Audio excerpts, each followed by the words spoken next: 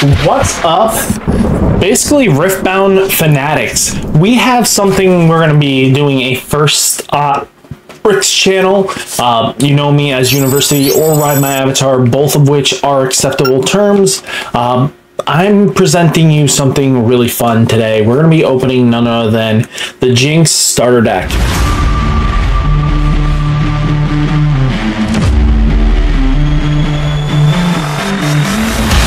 This has the samples and stuff like this. This came exclusively from Gen Con, but stores should be getting these soon as a way of testing out the game and everything like that. I really want to talk about it because, again, a lot of people are from League of Legends, are a big fan, or even if you're not a huge fan of League of Legends itself, they all kind of know the Netflix series that related to with Jinx on it.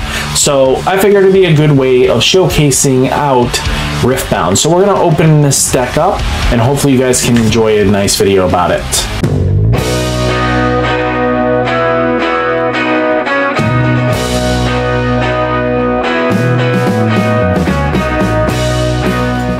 So let's open none other than the Jinx deck, shall we? So let's bring the camera a little bit closer to Daddy. Woo! There we go. See?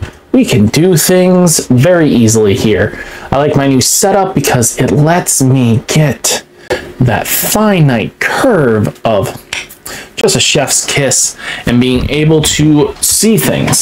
So let's open up the Jinx deck. They do come sealed. This was from the Gen Con and Rick did give it to me as a way of opening it up and testing, showing off, making some content with it. So this is one that I wanted to show off as well, because again, you will be getting these as main starter decks in the game. So I think it's good to showcase these sample decks, because again, they are exactly what you're going to be getting for the main set. So they do overprotect it. I kind of hate that, you know, though they just have sample on it, you can't legally play these once the real cards come out. What? I hate that concept.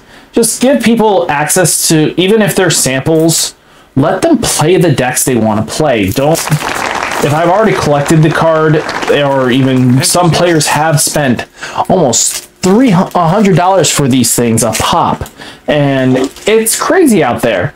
But again, like, this might be where only players can actually play the deck for a bit, because Riot Games, nothing against Riot, I think UVS is kind of slacking on what they're supposed to be doing here. Yikes. Let's take a look. We have none other than Jinx as our main lead.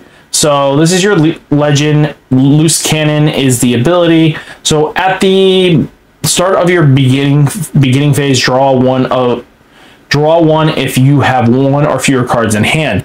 Again, draw in card games is super important. I really do like Jinx giving that ability, so just keep that in mind. So then we do have 3 locations. So locations in this game is kind of your objective point. You basically, each player starts off by playing one location of their choice, both playing left to right. Basically similar to how the field center is in Yu-Gi-Oh! You know, then you have the 2 locations that kind of are extra deck zones and stuff like that. Instead, these are strictly 4 locations. So let's say you play Rever's Row and your opponent plays Zendo Warrens, right? Your goal and objective to how you win this game is to use your characters to stay on the location as much as possible. Those extra turns add up, and that means being like the strongest denominator and only one on those locations. So that's kind of cool. It's not a kill out your opponent and then smack them a bunch of life. It kind of gives a lot more back and forth. So you do have Zon Warren. So when you conquer here, discard, then draw 1. Interesting. I think it combos nicely with Loose Cannon. So I kind of get where it's going on. Windswept Hillocks. This unit has ganking. They can move from battlefield to battlefield.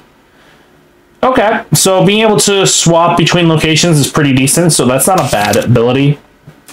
It does give to your opponent as well, though, so you have to play that smart. Raven's Row, when you defend here, you may move a friendly unit here to base. Okay, not bad. So I don't fully know the inner workings of the game, but I kind of get a small gist of it. So first off, we have Blazing Buccaneer. So you get 3 of these cards. It's a 6 cost, 5 attack. So as you play me, you may discard a card as an additional cost. If you do, reduce the cost by 2. So he can come in for 4, which is pretty decent, actually. I think that's really cool. Reduced costs on anything, especially depends on catch-up mechanics and stuff like that, really will matter. So you get 3 Brazen Buccaneer. Chemical Enforcer, you get... It's a 2 cost 2. It's got assemble 2 plus 2 power while I'm an attacker. So if he's attacking an opponent's character at a location, he gets a small buff. So when you play me, discard a card. So it looks like we're going to be trashing a few cards in this deck, which looks like it combos nicely with Loose Cannon's ability.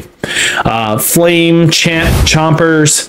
So when you discard me, you may pay an additional fire to play me. Ooh, nice. So you kind of can cycle in and get some free resources for, you know, added value to be able to play something for free. So being able to have this come in after you discard it might be worth taking into account.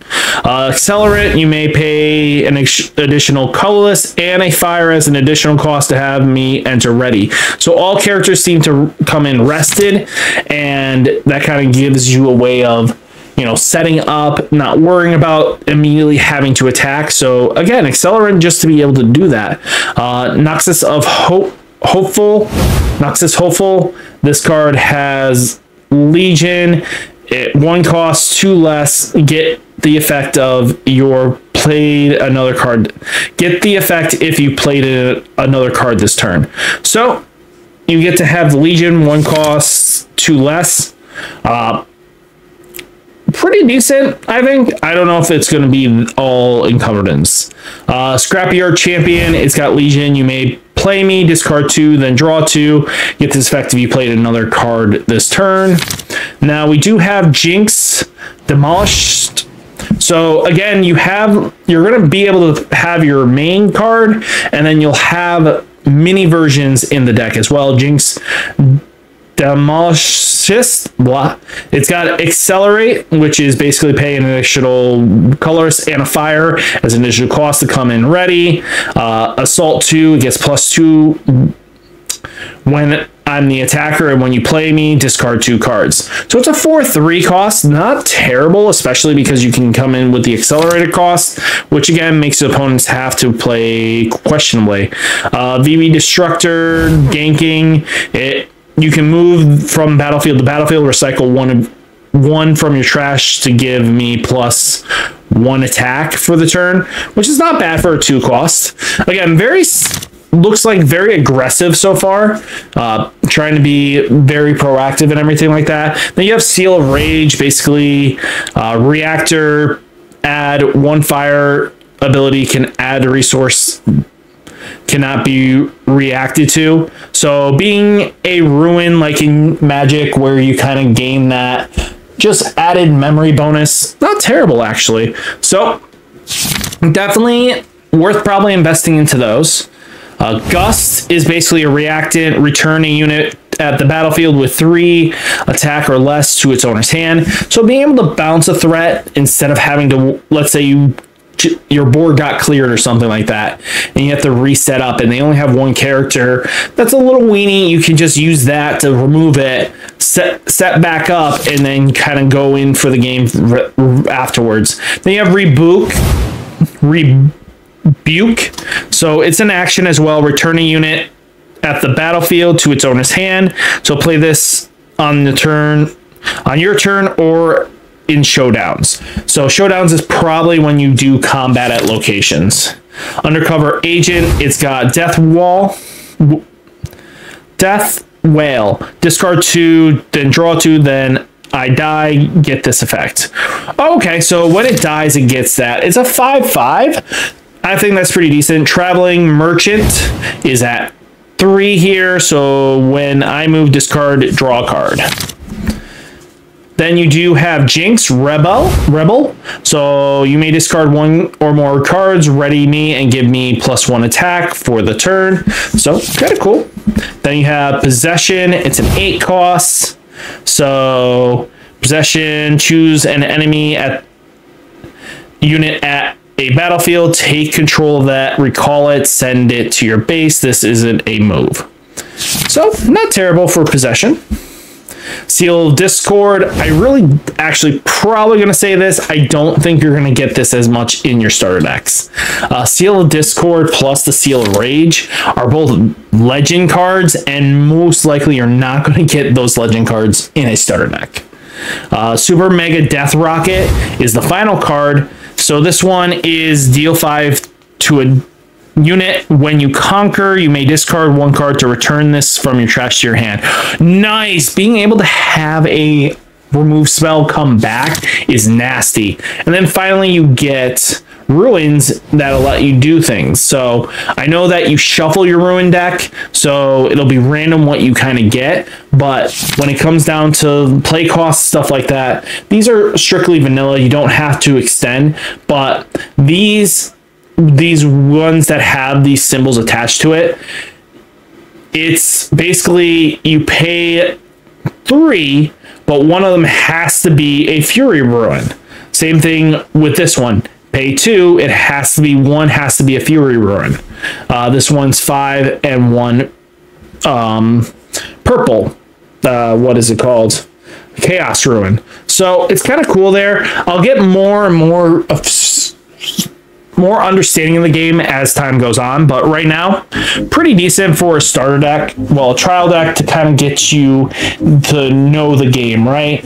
And who knows, you might be able to get these all in the future starter decks, trial decks without the samples on them. I think that would be pretty cool to kind of give you the ruins an easy way instead of having to hunt in the main set. So yeah, hopefully you guys are excited for none other than just Riftbound in general. Just let me know down in the comments. Guys, stay safe, stay healthy, and I'll catch you next one. Peace.